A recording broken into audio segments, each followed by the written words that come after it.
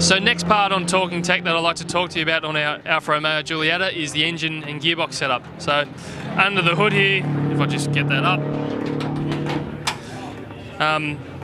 basically we've got a 1.8 litre Alfa engine. It's the factory engine that the car comes with, except blueprinted. Okay, so some of the internals are modified and balanced for longevity and durability. They don't produce huge amounts of power compared to factory, produce around 350 horsepower, but for race use they're quite responsive. We've got good power delivery, and that's very important in a race car. On the gearbox side of things, it's a 6-speed SATEV sequential gearbox. On the Alfa it's paddle shift operated. The coolest part on the gearbox is the adjustable diff center, so we can adjust the preload in the diff there, and that's on the adjustable LSD, that is.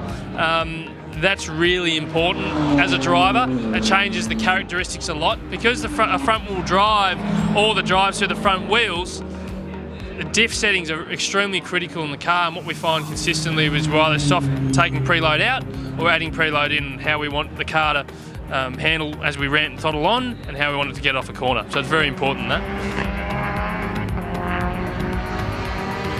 The engine and gearbox is mounted so that as it was intended from the factory road car. Surprisingly, a lot of the factory components are retained, like the intercooler, for instance. That's actually re-put in a different location for aero purposes, where it vents out through the bonnet here.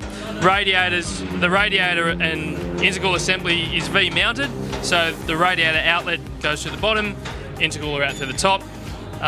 Even little things like the radiator overflow bottle, little random things like that are retained from the factory.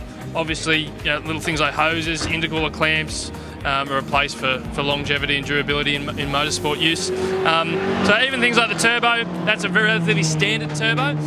It is high float and slightly modified, but believe it or not, quite standard.